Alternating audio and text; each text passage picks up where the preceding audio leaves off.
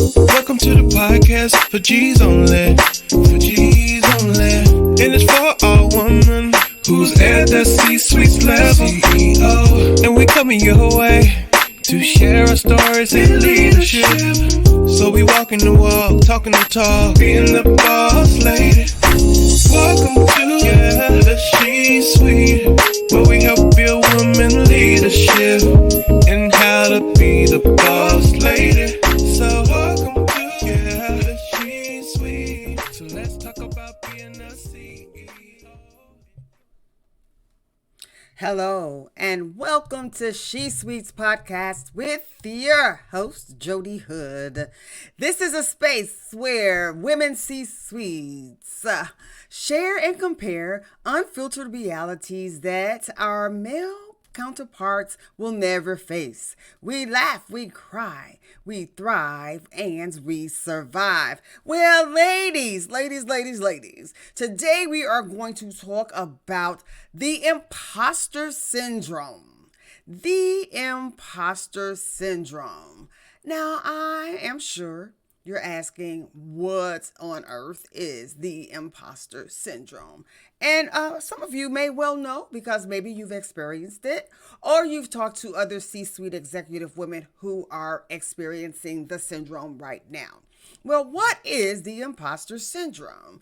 It is a psychological pattern where individuals doubt their accomplishments and they have a persistent fear of being exposed as a fraud, even though there's evidence that they're competent. Now, in this male-dominated space, the C-suite, women most often experience the imposter syndrome more acutely due to societal pressures and stereotypes. And this leads the women, or us women, to question our abilities and feel like we may not belong here. Well, firstly, let me say this. The climb to the C-suite is extremely difficult. And I liken it unto climbing the ladder. I'll use that analogy. So you're climbing a ladder to the C-suite where the rungs are male-friendly. The rungs are built for wide feet, flat shoes. And here we are climbing each rung one at a time with narrow feet and heels. So that alone, that analogy could give you a picture of how difficult, number one, it was to get to the C-suite. And once you get there, that's a space that's male friendly, not women friendly at all. And it's a space that reeks of testosterone. And I know you said, Dr. Jodi, testosterone doesn't have a smell. But it's not a literal smell, but figuratively speaking, it reeks of testosterone. So you're in this space and then you constantly hear little whispers, or it may be right in your face that perhaps you got there because of luck, time, or it was perfect timing, or you are a what is the word, a token. You really don't belong there. And if you hear that or feel that long enough, you may start to believe it. Now, let me tell you this story. When my dad purchased my mom's dream home, she was in heaven. And it wasn't until we moved in that we discovered that the previous owner had built the house specifically to her specifications. And that prior owner was left-handed. So everything in the home was created for a lefty. Can you imagine? Everybody in our house was right-handed. How difficult that was to navigate through a home where everything was opening in our minds the opposite. And it wasn't until everything was reconfigured that place started feeling like home. So that's very much like the C-suite. It's built for men. So the question is, what can we do to overcome this imposter syndrome? Well, I'm going to give you just a few tips, as I always do. Well, firstly, you can acknowledge your accomplishments. Take time. Recognize and celebrate your successes, no matter how small they may seem. And in my last podcast, I talked about the joys of journaling. You can keep a journal of your achievements to remind yourself of your capabilities. 2, challenge those negative thoughts. When self-doubt starts to creep in, challenge it with evidence of your skills and accomplishments. Remind yourself of times when you had to overcome challenges and you achieved them successfully. 3, seek support. Don't be afraid. Surround yourself with supportive networks of mentors, colleagues, friends, and family who can provide you with encouragement and perspective.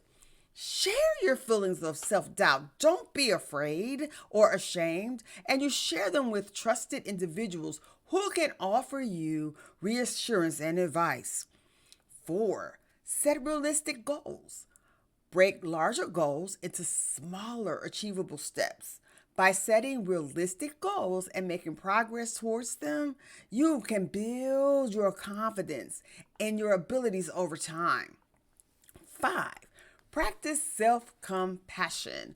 Be kind to yourself and treat yourself with the same compassion you would offer a friend facing a similar challenge. Acknowledge that it's okay to make mistakes and that no one is perfect.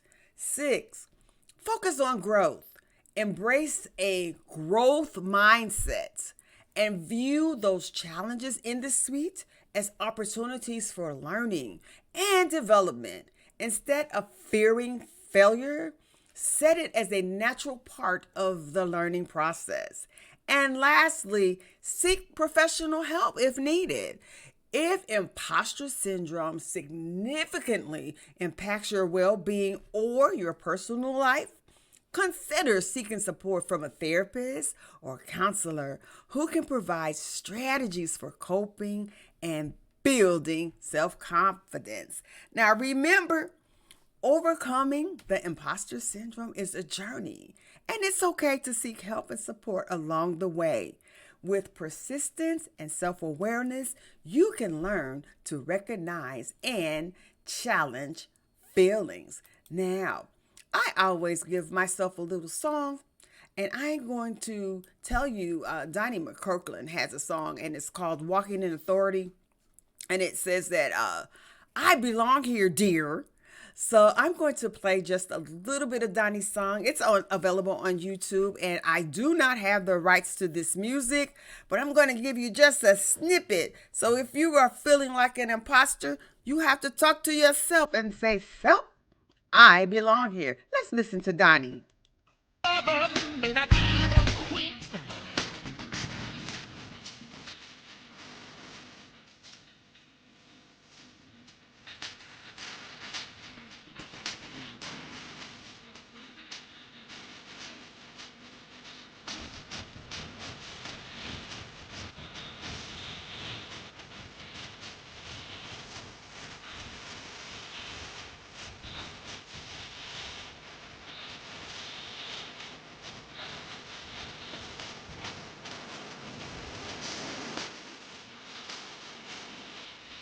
Walk in authority.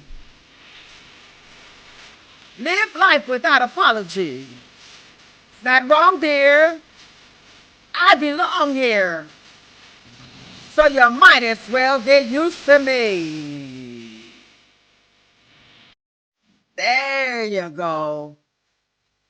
She-Sweeters, we gotta walk in that authority. Well, I hope you've enjoyed my podcast today talking about the imposter syndrome. And you know what I'm going to say now. Tell somebody about She-Sweets podcast. How about liking me on Facebook?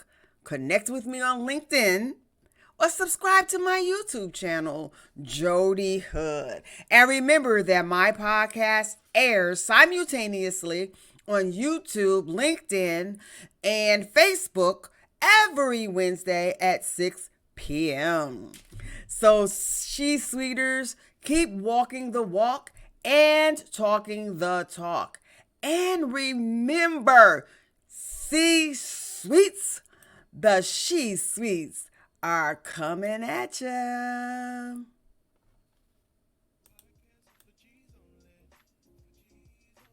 And it's for all women who's at the C-suite level. CEO. And we coming your way to share our stories in leadership.